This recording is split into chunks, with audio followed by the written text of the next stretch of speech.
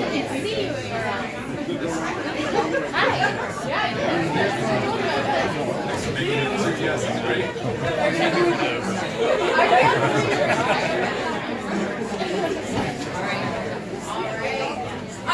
thanks everybody for being here today. Burlington, Iowa. I am so excited to be able to introduce the gentleman standing right next to me. My name is Laura Blanchard. Some of you locally may remember that I ran for county supervisor this election cycle. And I remember election night as we were at the Democratic headquarters watching the numbers roll in. And maybe some tears. But we were watching Iowa, and I also remember watching his Senate race. Everybody was just as excited for his Senate race as we were for the numbers coming in Iowa. And I think that this crowd here today shows that that excitement has continued. I know that a lot of the issues that I'm concerned with, like healthcare, immigration, my mom teaches English as a second language. In Iowa, I grew up with immigrants. That's one of my biggest issues. And climate change. I know those issues are my issues, and those are his issues as well. And I know that you guys share those issues as well. And I know for 2020, a lot of us are saying anybody but Trump. But I don't want just anybody but Trump. I want somebody who's going to get in there and is going to advocate for us and get us the change that we need. So I'm very excited to listen to what Mr. O'Rourke has to say. Thank you.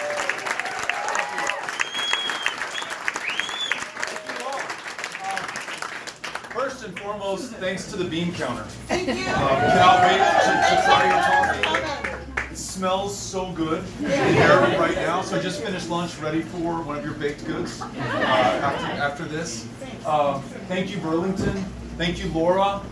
Thank you, Senator Courtney, for being part of making this a successful visit on the first day that I am running to serve each and every single one of you as the next President of the United States of America.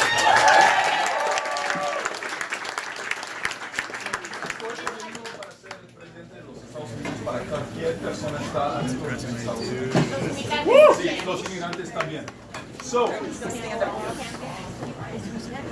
it's cool to stand here. Yeah, your people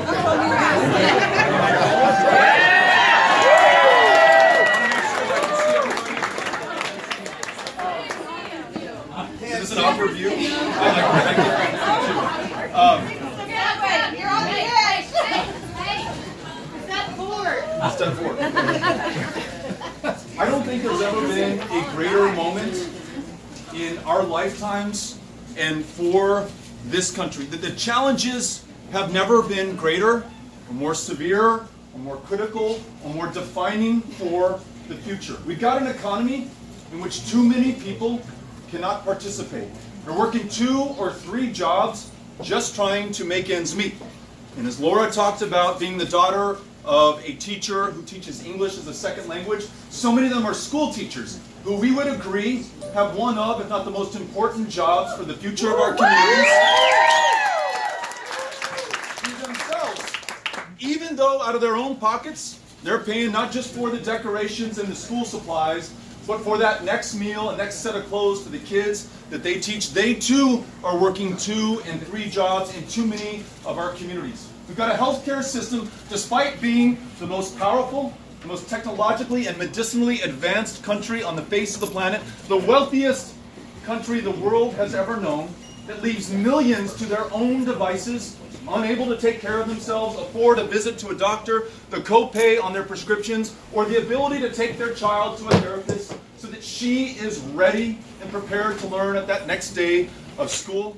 We have a democracy that is foundering under attacks that we have never seen before, both from without, foreign governments who seek to undermine our democratic process, and from within, a hyper-partisanship and a commander-in-chief who does not believe in the ability for every single one of us to contribute to our full potential, who doesn't believe in the institutions that he has sworn to protect and serve and to defend. And that democracy must be fixed, must be renewed, and must be strengthened, because upon it rests our chances for everything else. If we want to meet the challenge of climate change, which we know beyond the shadow of a doubt is claiming lives right now, is destroying communities right now, is leaving us in a very precarious position as we hand over our homes and our communities and our heritage to our kids and the generations that follow. Those same scientists who tell us that the droughts that we are experiencing,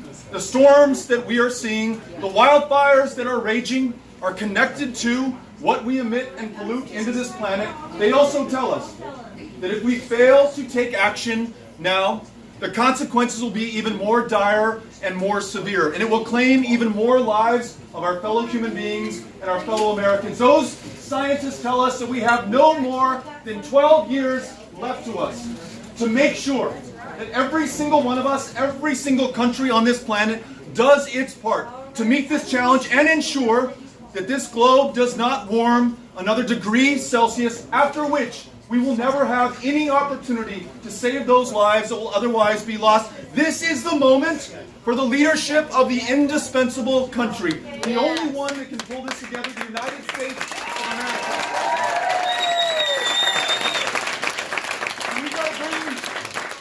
We've got to bring the full genius, the talent, the ingenuity, the resolve, the innovation of every single one of us. And the only mechanism that can make that happen is our democracy. This right now, right here in Burlington, is democracy in action. This is you allowing me to introduce myself. This is me now turning the floor over to you and listening to what's on your mind, answering your questions, hearing the solutions you pose to the questions that we all asking ourselves. Lastly, I've already learned a lot today in this first day of our candidacy for president. Before this, I was in Fort Madison with the Bloodhounds, meeting with one of your own, Mr. King, who teaches the welding class in that high school, who taught here in Burlington and also taught at the Burlington Community College.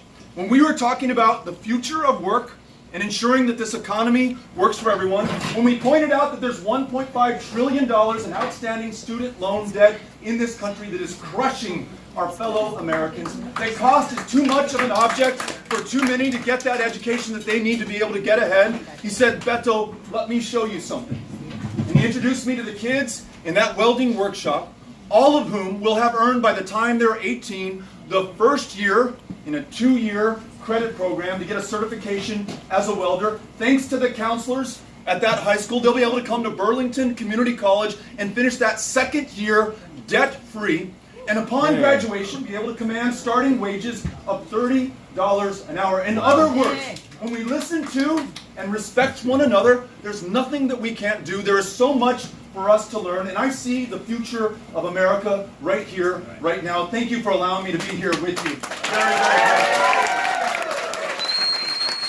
All right.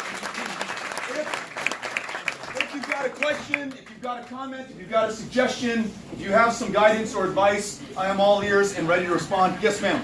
I have 2 small daughters, so I was wondering, do you have a plan to combat human trafficking? Great question. Questions about human trafficking, which sometimes we think is limited to the U.S.-Mexico border, and it is a problem there. We need to make sure that we train our resources effectively to combat that and illegal drug trafficking. But human trafficking is also a problem within our cities. Sometimes it starts in our hometowns, sometimes it's taking place in a neighbor's home. We need to make sure we protect the lives of every single one of us, that we invest the resources in local law enforcement, including the training, so that they know what to look for, to free people from this kind of captivity and the bleak future that you just described in your question. I want to make sure that we're listening to local communities as they show us how we can do that. Thank you for asking the question. Yes, sir. I have a sister with autism, and mental health is a big issue here in rural Iowa. So do you have a plan to help strengthen our mental health care facilities here in rural areas of our country? Question is about mental health specifically in rural parts of the country. In Texas, the largest provider of mental health care services is the county jail system. Right. And so people with schizophrenia, bipolar disorder, depression, even in some cases veterans returning from service in Afghanistan and Iraq with post-traumatic stress disorder, the consequences of traumatic brain injury and military sexual trauma, are on the streets getting arrested on purpose because it is the only way they are guaranteed to get the care that they need. In Texas, it's $110 a night to feed, to clothe, to house, to medicate, and to provide some temporary access to a clinician before you're back out on the streets. For a fraction of the cost, we can invest in guaranteed, high-quality, universal health care, including mental health care, including ensuring every single woman is able to make her own decisions about her own body, including primary health care as well. And not only is it good for those who are doing without today, who are suffering, who in some instances are claiming their own lives in a country that lost more than 150,000 people last year to drug overdose and suicide. Yeah. Not only is it good for them and their families, it's great for all of us, because when you are well enough to live to your full promise and potential, the benefit of that is enjoyed by everybody here. That song that you write, that piece of art that you create, that class that you teach, that job that you fill, that cup of coffee that you pour right here, that's going to make our lives better as a result. So investing in people is investing in all of us, and we absolutely need to make an investment in mental health care. Yeah. Thanks for asking the question. If you talk about tariffs, we're in Iowa. Questions about tariffs. 30% of what we grow in this state is bound for foreign markets all over the world. Now, we are right to hold China accountable for its trade practices, for manipulating the system for their gain at our expense. We are wrong, however, to go into a trade war, or any war for that matter, without allies. By alienating our traditional trade partners and our partners around the world, we go into this war alone, less likely to succeed and to prevail. And who will pay the price at the end of the day? It's the farmer, it's the producer, it is the rancher. In Texas, I met with a pecan grower. Said the tariffs on his pecans that he sold into the rest of the world used to be 2%. Thanks to this trade war and the reciprocal tariffs that are levied on him, it's 27%. No one's buying the pecans grown in Texas. And he said, you know what, Beto, I know at some point this trade war will end, these tariffs will come down, but by then, those buyers in those other countries will have found other producers and sellers in other countries, not the United States. And you know what? My kids, to whom I hope to pass this farm onto, they'll no longer be able to make a profit here. We'll subdivide this land, turn it into housing, and it's gone to us and my family forever. We cannot pay that price. That cannot be the consequence of our trade agreements. We need fair trade, trade that recognizes the value of these farms and producers and what we grow here, but also recognizes the value of manufacturing and the workers who make the things that distinguish this country. I think there's an opportunity to make labor first and foremost in our trade agreements. Climate, right there with it. Human rights. Not only is that good for those causes and the things that we believe in, but they will level the playing field for the producer, for the worker, and for this country. We can have good trade agreements that are fair for all concerned. I want to make sure we do that. Thank you for the question. Beto? Yes, sir. I'm a student at Western, and we just had 130 faculty layoffs. What are your plans to help out higher education? Questions about higher education.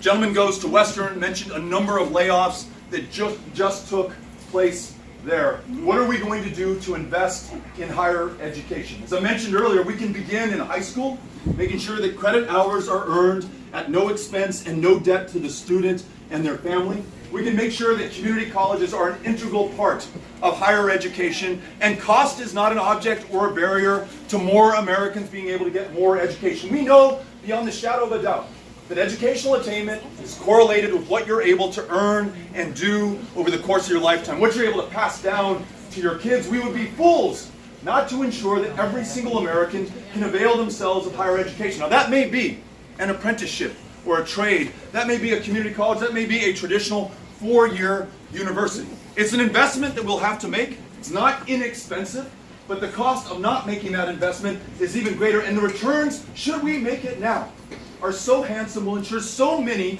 can enter or stay in or advance from the middle class in this country. So I mentioned earlier, I think we need to make sure that we find a way to help retire the $1.5 trillion in outstanding student loan debt right now, that we connect retiring that debt where we can to public service in underserved communities and in-demand professions that help those who've already served. I think of the VA, which is undermanned, 49,000 positions short today.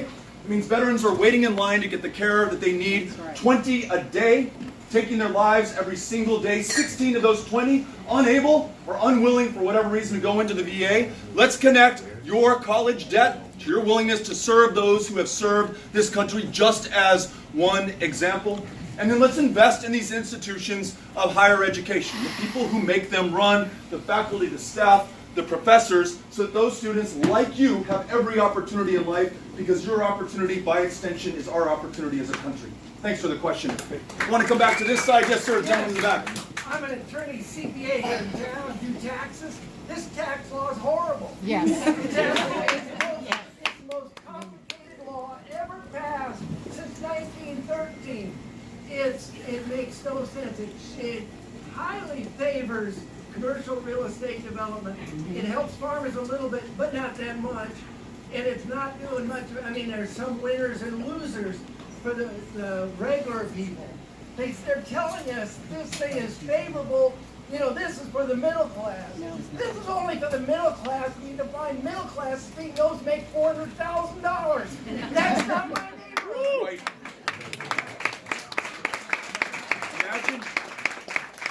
Imagine our kids reading about the tax cut that was just described in the distant future, or even the not too distant future. And they're going to say, okay, let me get this straight. You were fighting 6 different wars around the world. You had a debt of $21 trillion. You had deficits adding to that debt of almost and now $1 trillion a year.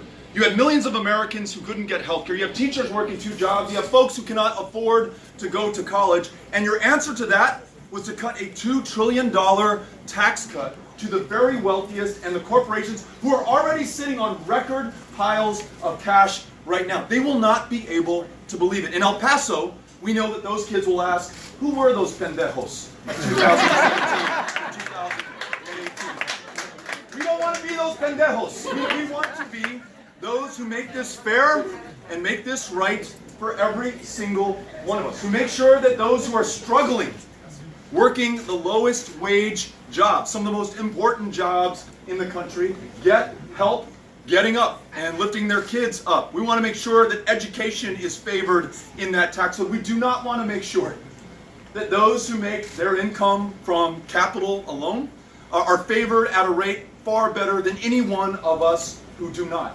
So there's a way to do this, and it begins by listening to everyone around this country. It begins by acknowledging that some of the things that we're talking about, investing in higher education, investing in the technology necessary to meet the challenge of climate change, investing in things like the Clean Power Plan and clean vehicle emission standards that make our air cleaner and allow us to have a future for our kids, that there's some cost involved in that.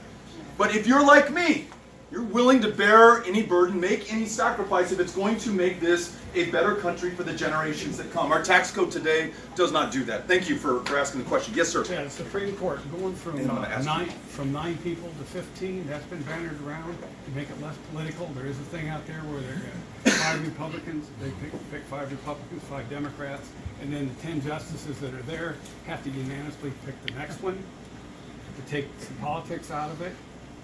First of all, I know it's going to be hard to get 10 of them to agree to anything. Still, it's broken. What's your idea of fixing it? This question is about the Supreme Court and whether we should entertain the idea of changing its composition and perhaps its character. There's nothing in the Constitution that defines how many people should sit on that court, the most important court, a co-equal branch, and one that will decide the future, whether it's women's health care, whether it's corporate personhood, whether it's who can participate and buy into this democracy, not just for us, but for our kids and our grandkids. And given the fact that we are at one of the most dysfunctional points in U.S. governmental history, I think it calls upon us to be creative about what some of the solutions are. Otherwise, we wouldn't think about one of the proposals the gentleman just raised. What if there were 5 justices selected by Democrats, 5 justices selected by Republicans, and those 10 then pick 5 more justices independent of those who chose the first 10. I think that's an idea that we should explore. There's another idea of having term limits on those justices so that there's a more regular rotation through there. We're a country of 320 million people.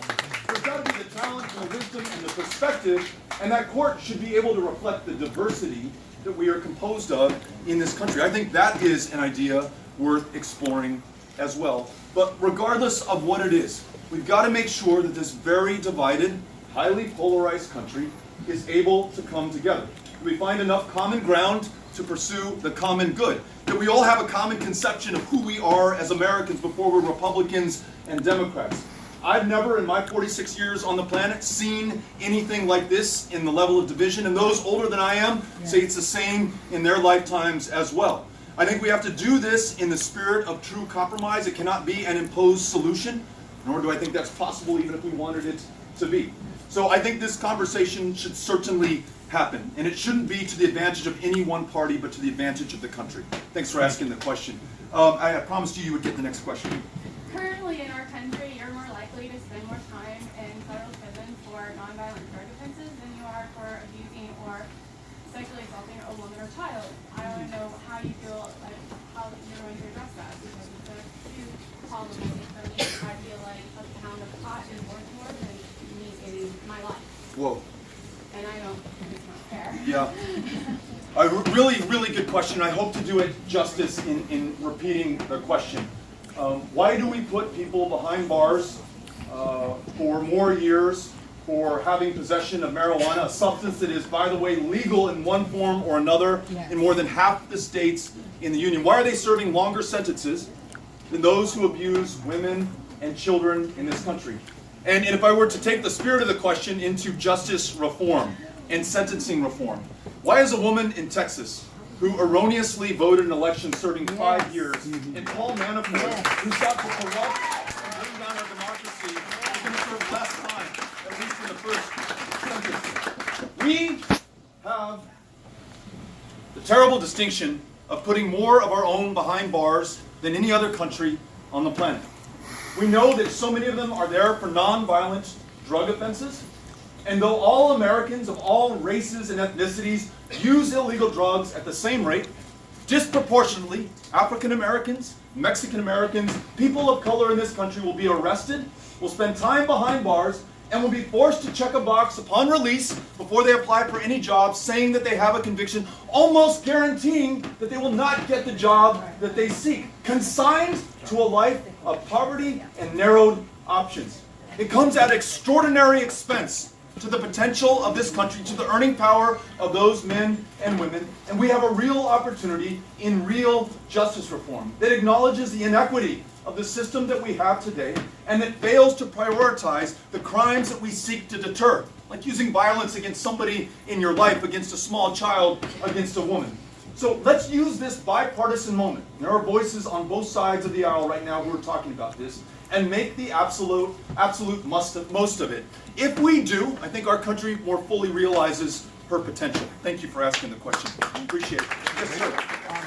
Okay, we have time for two more. Okay, cool. I used to be a machinist until recently. Siemens closed our turbine manufacturing plant here in Burlington, Iowa. They're shipping our jobs to Varadero, India, and Brno in the Czech Republic. Siemens is a huge federal contractor. They've gotten tons of federal subsidies. They've got $765 million in federal contracts under the Trump administration. What would you be willing to do to try to save American jobs and keep them here? Yeah. The question about how we save American jobs, and perhaps specifically American jobs that are tied to large corporations who have benefited from the public investments that we have all made in their success. I think the answer is probably going to be in communities like this one, where you share with people like me how we can partner to keep those jobs here and grow the number of jobs here. I alluded earlier to the importance of education, to having the trained workforce. Mr. King, to whom I referred earlier at Fort Madison High School, he said 4 of his students were just hired by Santa Fe, and Santa Fe has more positions available. They just cannot find the trained workforce. So if it's Santa Fe or Siemens, let's make sure that talent is never a reason for them to ship jobs overseas, and that we invest in the education of those who are going to work there. Let's also make sure that, to the question that the gentleman posed earlier about the tax code, that there are real consequences for shipping jobs overseas. If all of us pay taxes to invest in the infrastructure, the education, the training, the opportunity for these corporations in the first place, they have a public responsibility, given the investment that we've made in them, to return that investment by focusing on these communities. So I want to make sure that that's expressed there as well. And Senator, did you have something that you wanted to add on this specific? No, I have one more question. So, sir, let me ask you, just to finish this out, give me your best ideas for how we do this. Well, I don't know if it could be through legislation. To keep a company like that, a big foreign company, come in and buy an American company. We've been in business since 1870. They came in, they bought us, they stole our intellectual property, our manufacturing processes, and we've developed over decades, and they're taking them overseas, and it's not fair. Would legislation be an option?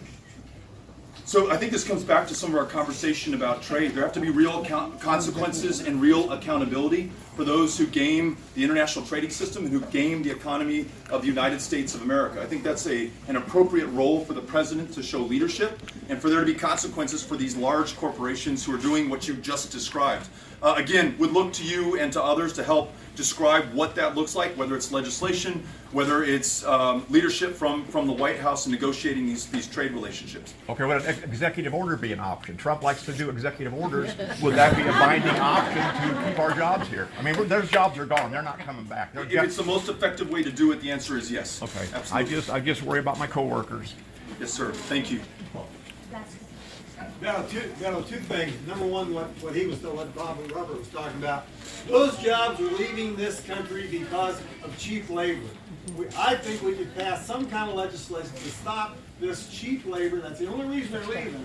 They're not leaving for quality or anything else. They're leaving because the labor is cheaper there. I think legislation that some countries have used content legislation. If we can do something like that, it's got to be made here if you sell it here. I think that would do a lot to straighten out the problem that Robert's talking about. The other real question I had was, we're going to see a lot of candidates here in Burlington, Beto, I'm sorry. I have a lot of trouble there. What rises you to the top of the other candidates? You know them. What will make us want you to be the next president over them? Okay, two things really quickly, just to conclude my contribution to this trade discussion. To your point, in Ciudad Juarez, our sister city, we have these maquilas, these factories that contain jobs that used to exist here in the United States. Some of those workers in those maquilas are making $40 a week. Now, in many cases, they're shopping at the same supermarket that Amy and I are in El Paso. We're truly a binational, connected community. In Mexico, they do not have the right to organize. They cannot use the leverage of the value that they provide in those maquilas to exact better wages and working conditions. And by extension, not only does that make life worse for them, it puts us at a competitive disadvantage in the U.S. So we are right to insist upon labor standards in any of our negotiations so that those jobs are not shipped overseas. What makes me different was the question. I don't know how to compare or contrast myself to other candidates. All I can tell you is who I am. Lifelong El Pasoan, born and raised in the same community my parents were born and raised in. Now with Amy, I'm there to help raise our kids. Ulysses, who's 12, Molly, who's 10, Henry, who's 8 years old, going to the same world-class public schools that I was lucky enough to go in when I was a kid. Small business owner. Started a high-wage, high-skill, high-tech business in El Paso, employed my fellow El Pasoans in jobs that we otherwise would not have been able to find, worked in city council, served in Congress.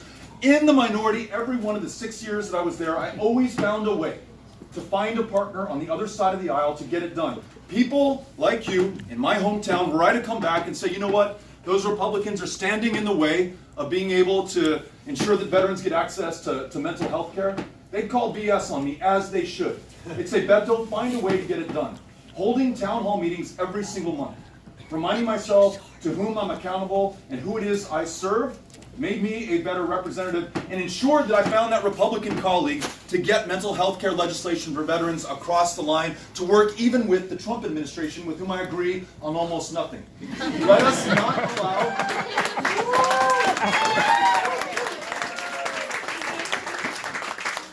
not allow our differences to define us at this moment. History calls for us to come together, to show ourselves, our fellow Americans, the generations that follow, what we are made of and what we can do. And the only way to get that done is to get it done together. Thank you all for having me out here today.